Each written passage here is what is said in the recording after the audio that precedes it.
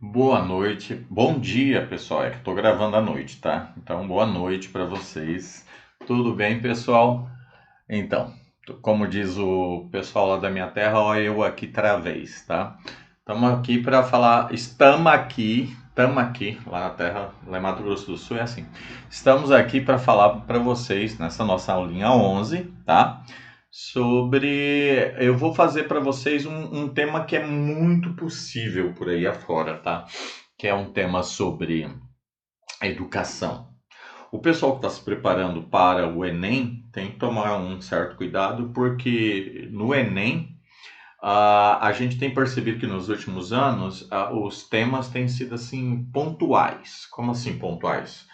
Eles vão falar sobre deficiência, mas eles vão falar sobre o surdo, entendeu?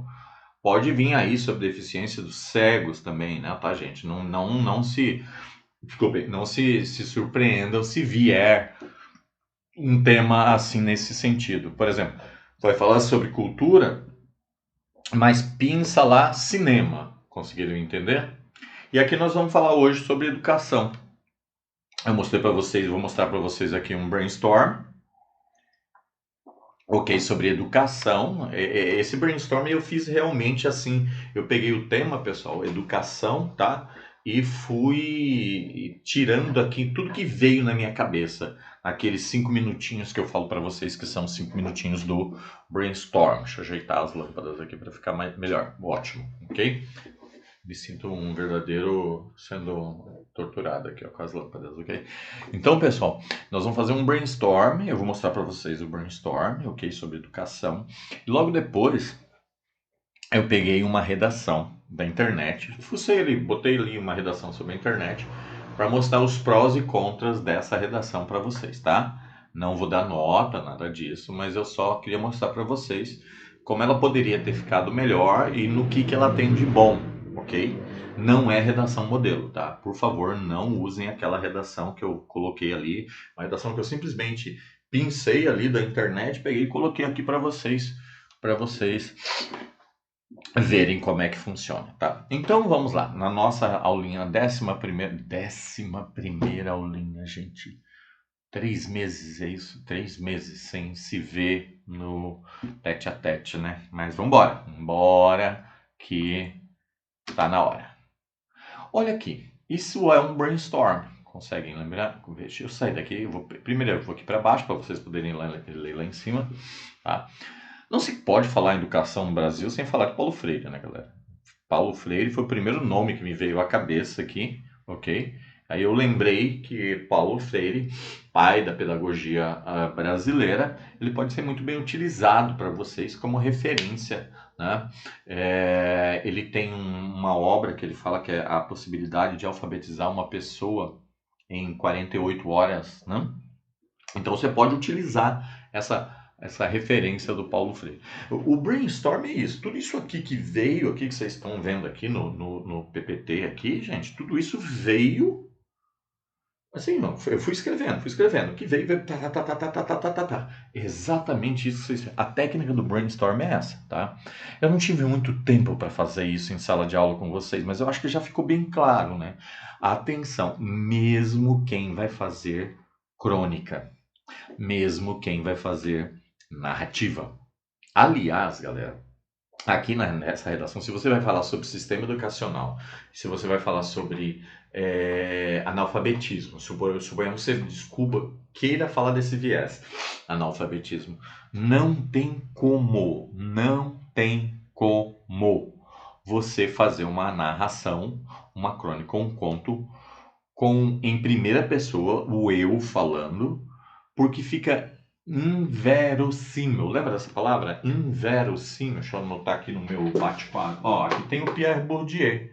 Quem é esse Pierre Bourdieu? Eu acho que nem veio no meu brainstorm ali. Vou anotar aqui para vocês, ó. Vou botar aqui o nome dele, tá? Pierre. Acho que dá para ver legal, né, galera? Deixa eu ver. Não dá para ver legal. Deixa eu usar outra tinta aqui, tá? Pierre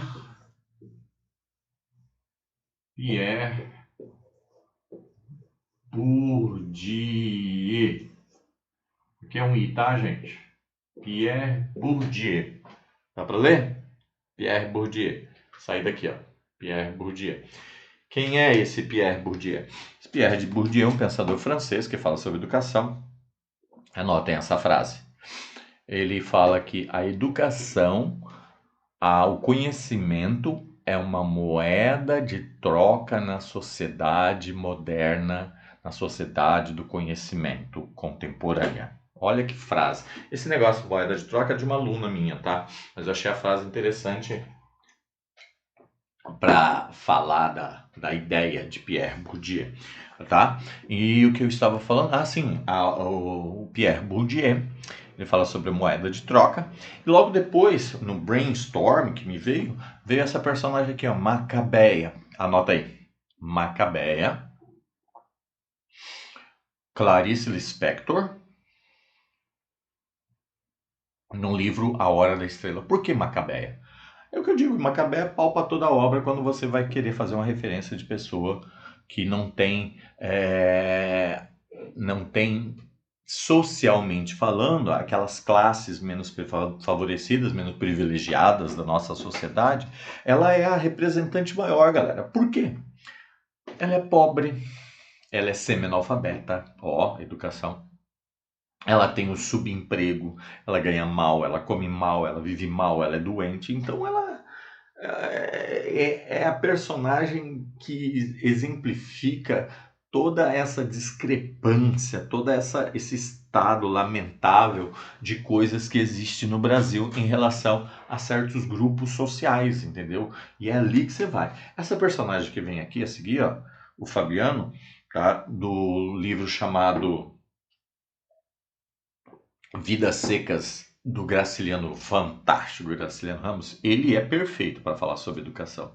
Porque um dos sonhos desse personagem que vive no Nordeste, o livro começa com seca, termina na seca. Um dos sonhos dessa personagem é conseguir falar palavras difíceis, igual o chefe dele, seu Tomás da Bolandeira. Então, ali é a necessidade de educação, necessidade de conhecimento, necessidade de cultura que esse personagem procura. Severino, da Morte e Vida Severino João Cabral de Melo Neto, é a parte que te cabe neste latifúndio, é a terra que querias ver dividida.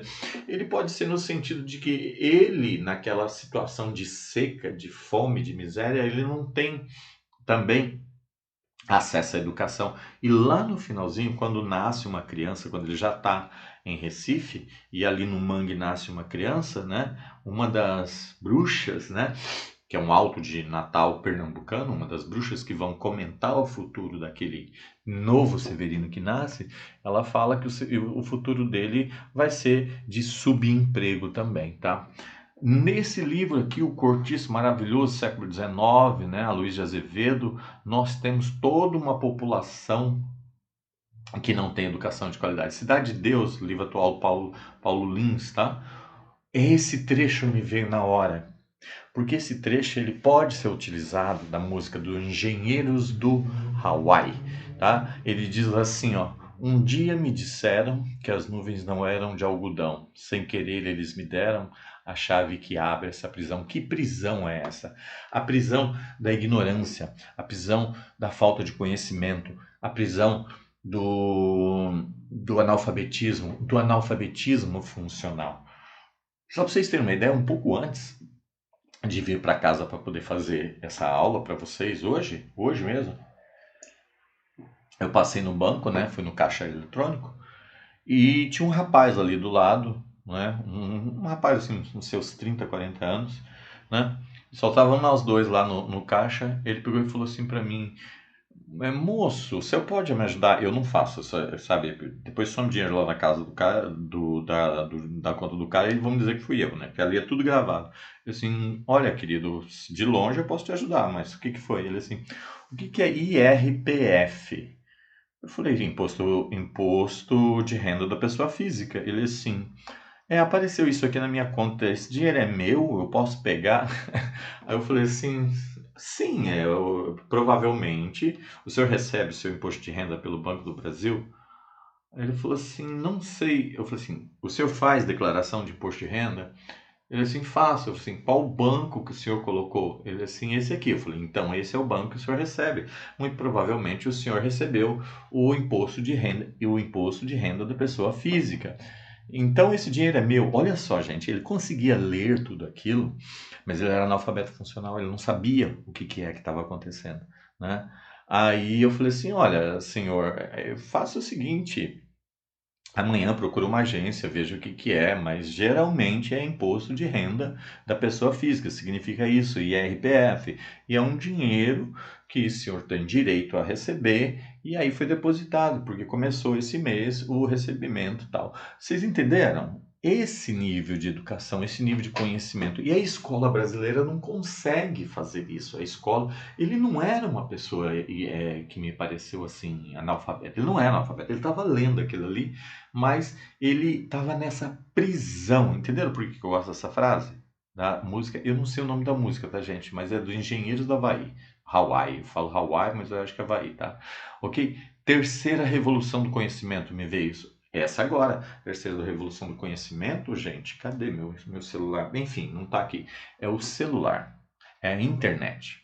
A primeira, invenção da escrita. A segunda, Gutenberg, invenção da imprensa.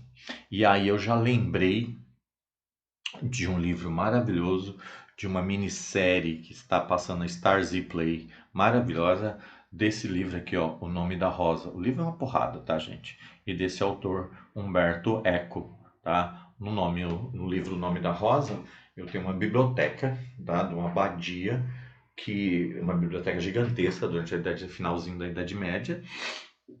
E é um dos subtemas do livro é o fato de o conhecimento ficar limitado, como ficou acontecendo durante a Idade Média, a um certo grupo de pessoas, entenderam?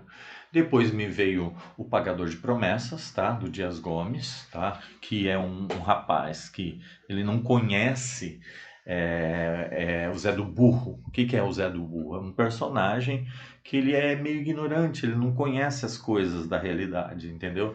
Depois eu lembrei que a taxa de analfabetismo funcional do Brasil é altíssima. O que é analfabetismo funcional? Lembra desse rapaz? Eu tive uma outra cena, dessa vez foi na Caixa Econômica, né? Um senhor, mas isso já faz um bom tempo. Esse senhor, esse me deu bastante pena dele, galera. Eu estava lá fazendo no caixa também, né? Eu acho que eu sou vítima, eu devo ter cara de funcionário de banco, né? As pessoas devem, ou devo ser confiável, né? Mas o senhor pegou e falou assim: moço, o senhor pode me ajudar? Eu falei assim: senhor, eu não posso te ajudar porque não é assim que se faz, tá ali, é um recado que não pode ajudar. Chamou alguém do banco e ele disse: ai, não, mas não tem aqui. Mas eu falei assim: tá bom, senhor, eu fico aqui de longe e o senhor fala. Ela falou assim: ah, tá, como é que faz para tirar dinheiro? Eu falei assim: o senhor coloca o seu cartão, ele vai pedir para o senhor colocar o seu dedo ali naquele lugar, o senhor vai botar o seu dedo e vai aparecer a operação de saque. Aí o senhor saca quanto ele assim, não, mas eu não quero sacar nada, eu quero tirar dinheiro. Ah, vejam só, gente, a simplicidade. Olha só. Aí são casos extremos, tá? Mas existe no Brasil, em nosso sistema educacional, ele é o chamado analfabetismo funcional. Esses são casos extremos que, obviamente, se eu fosse fazer uma narrativa, eu faria uma narrativa sobre isso, tá? O analfabetismo funcional. Falei assim, não, senhor, saque é isso, saque é tirar dinheiro. Aperta aí, depois aperta a quantia que o senhor quer tirar. Ah, muito obrigado. Eu saí, eu não sei como é que foi que terminou essa história, tá? Aqui tem um livro maravilhoso que caiu na Federal, chamado O Voo da Guará Vermelha, sobre um rapaz analfabeto, explorado, trabalho escravo, tá? Da Maria Valéria Rezende. E esse tema da educação veio, gente, porque saiu recentemente a avaliação do PISA, Programa Internacional de Avaliação do Ensino Médio. E o Brasil, entre 70 países, ficou em 63º. Na última edição, nós tínhamos ficado em 58º. Caímos. A situação educacional no Brasil está piorando. Então, olha só, você pode falar dessa temática também. O que houve no Brasil, houve uma democratização do acesso do ensino na década de 80 e 90. O Brasil conseguiu isso. Ele botou todo mundo na escola, todas as crianças na escola. Vocês veem que, com exceção de alguns lugares pelo Brasil aí afora, é difícil você ver criança na rua. Criança que eu falo até a faixa dos 14 anos. Há exceção. Isso foi uma conquista. Nós colocamos as crianças todas dentro da escola. O problema agora é a qualidade dessa escola, que é muito ruim. Eu não estou falando, gente, do ensino particular de excelência em alguns lugares, tá? Além da qualidade, né, da escola do Brasil, que é meio ruim, você pode falar também da qualidade do professor no Brasil, tá? As nossas universidades, elas não... na Coreia do Sul, por exemplo, a profissão de professor é uma profissão muito, muito, muito, muito disputada. Quase assim, igual como vocês têm disputam para medicina. Entenderam? O professor ali, ele tem um status social gigantesco. E isso no Brasil? Eu acho que se eu tivesse em sala de aula agora e eu perguntasse assim, quem vai ser que aqui se querer ser professor? A não ser aqueles que veem na profissão realmente uma coisa linda, que querem, que têm vontade, a maioria não quer, entendeu? Por quê? Ganha pouco, entendeu? Claro, há nível, em todas as profissões está assim, né? Mas assim, o geral da profissão, pega aí um concurso para professor. Você vai olhar, os salários são salários bem baixos, tá? Para a classe, perfeito? E aí, gente, eu fiz esse brainstorm, né, de coisas que vocês poderiam utilizar para fazer um texto sobre redação e peguei aqui, olha só, que eu peguei aqui, observem aqui, tá? Uma redaçãozinha que já começou mal. Primeiro, nunca usem essa palavra, atualmente, tá? Tá aqui, ó, atualmente. Por quê? Desculpem, deixa eu voltar. Porque vocês lembrem que vocês têm que pegar alguma coisa que vocês contextualizaram. Começa com a Macabeia, personagem, simboliza, etc. Mas não começa assim, gente. Pelo amor de Deus. Olha isso. Atualmente, a educação é o fator principal do desenvolvimento de um país. Uma obviedade que poderia ser dito depois, sem muita força, não começa dizendo isso. Então, bem fraca essa introdução aqui, tá? Ocupando a sétima, aí a pessoa resolve fazer uma, como é que fala? Uma contextualização, ela opta por falar do Brasil ocupando a sétima posição na economia mundial. Seria racional acreditar que o Brasil possui um sistema público de ensino eficiente. Essa parte aqui é boa, tá? Ó, por ocupar, tá? Eu não gosto do gerúndio após ponto. Vocês têm que evitar ao máximo. Depois de ponto, evitem gerúndio. Ó.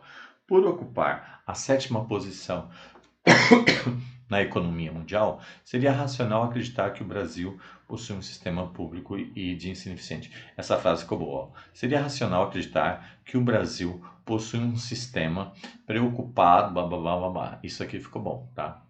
Contudo, a realidade é justamente o oposto, e o resultado desse contraste é claramente refletido na velocidade com a qual crescemos.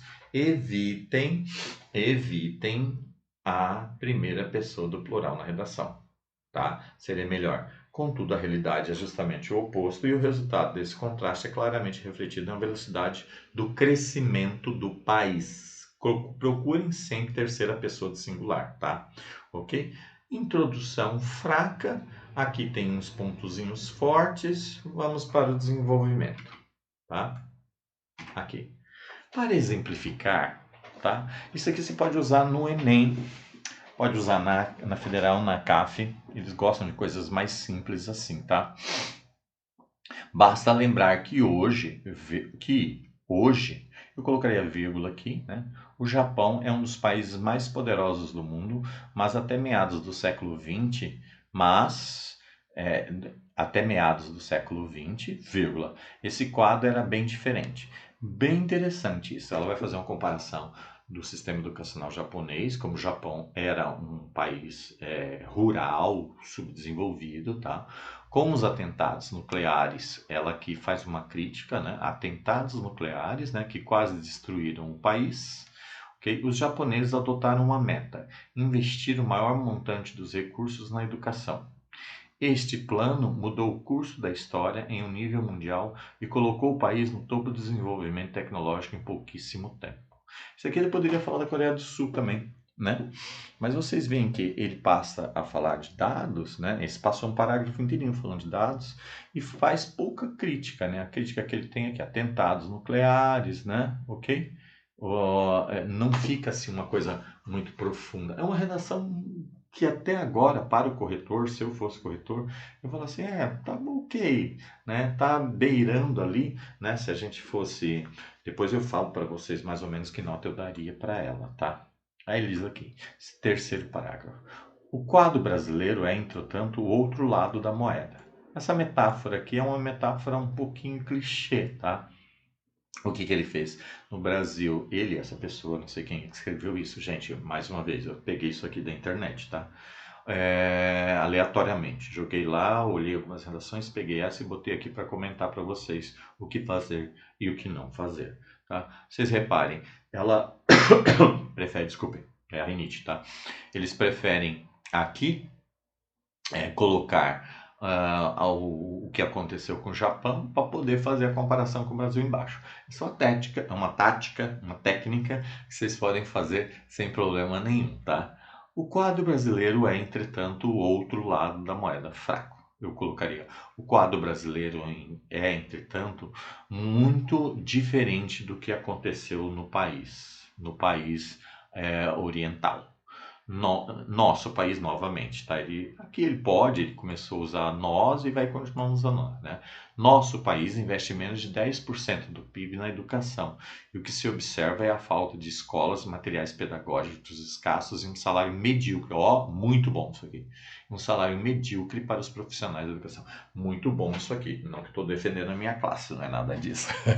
Mas olha só, é um salário medíocre para os profissionais da educação. Essas críticas valem, que é o que torna essa redação dela bem melhor. Eu estou baixando a voz porque já está um pouquinho tarde e os meus vizinhos estão tendo aula de redação a essa hora, tá?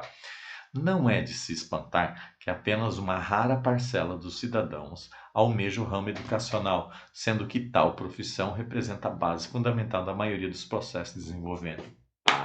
Belíssimo, belíssimo parágrafo. Excelente. Isso sim é um parágrafo bem feito. Então eu que estava agora pensando em dar um 5,5, um 5,25 nessa redação, olhando todas as partes, já subi para um 6, já está um 6,5, um 6,25 aqui, tá? Porque essa parte da crítica é super interessante e super bem-vinda. Vamos ver como é que ele termina isso. Só um minutinho. Aqui, ok? Opa, desculpa, voltando aqui. Olha só. Além disso, a falta de incentivos, principalmente no ensino médio, agora ele não diz que incentivos. Incentivos a quê? Incentivo é uma palavra ampla. Cuidado com essas palavras amplas, gente. Incentivo a estudar para ser professor, incentivos à educação como um todo, definam, entendeu? Cuidado com a palavra conscientização. Conscientização do quê? Conscientização acerca dos problemas da violência nos centros urbanos, tá? Principalmente no ensino médio, não cria expectativa aos jovens estudantes. Haja vista que concluir o ensino não significa que esses terão chance em um mercado de trabalho promissor ou em uma faculdade. Na verdade, essa crítica que ele faz aqui é bem interessante. Concluir o ensino médio no Brasil é só uma etapa para fazer vestibular, né? Agora tem algumas mudanças, algumas universidades, mas são principalmente as particulares aceitando, né, o currículo do ensino médio como entrada para a universidade. Mas isso desvaloriza o ensino médio. Parece que você tem que fazer aquilo só para fazer vestibular, né? Essa crítica é interessante, tá? Assim é como encontrar indivíduos que buscam melhores condições de vida no exterior. Aquele mudou completamente a linha de raciocínio, né? Ele completamente, tá falando de educação e falou assim, não, é pessoas que vão estudar, vão lá para fora, porque não querem ficar aqui para trabalhar. Então, um trecho, e também não tem nenhuma contextualização. Voltei a dar 5,25. Portanto, conectivo aqui comum, pode usar, eu deslocaria Podemos concluir, vírgula, portanto, vírgula, eu deslocaria para cá, isso é uma técnica legal, tá? Que o desenvolvimento de um país está diretamente ligado à educação. Ele não falou muito disso, a não ser lá no terceiro parágrafo. Nesse prisma, esse conectivo ficou totalmente, ele é muito culto, ficou totalmente fora do texto, que é um texto simples, com palavras simples. É primordial aumentar os investimentos de qualificação dos educadores. Eu não sei se é Enem, mas quando ele diz assim, ó, primeiro, aumentar os investimentos em qualificação dos educadores, o que vai fazer? Otimizar as estruturas escolares, o que vai fazer? Para que estas atendam integralmente os alunos. Finalidade, tem duas coisas. E também financiar pesquisas que atualmente acabam por repelir grandes representantes nacionais.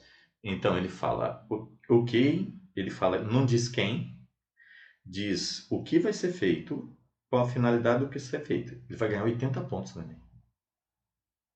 E a proporcionalidade direta é matematicamente comprovada. Quanto mais se investir em educação, mais os resultados serão positivos. Muito fraco. Ele vai ganhar uns 80 pontos. Porque no Enem, por exemplo, né? No Enem, você tem que obedecer a 5 estágios na conclusão. Ação, agente, ação, como vai ser a execução da ação, para que vai ser a ação e qual é a consequência da ação, né? Então, quem vai fazer o que, como, quando e por quê? E ele só obedece a 2, 80 pontos. Essa redação, meus caros, terminando, tiraria no Enem 600 e alguma coisa. E na Federal, aqui em Santa Catarina, o DESC, a CAF, né, ficaria ali na volta dos 5,25, 6. Entenderam?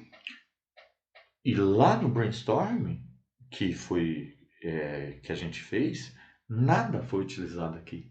Então teria muita coisa para ser feita com bastante informações, tá ok? E aí eu sugiro a vocês fazerem uma redação sobre educação, melhorando tudo isso aqui, tá bom? Beijo, fiquem bem, um abraço e a gente volta a se falar daqui a pouquinho. Tchau.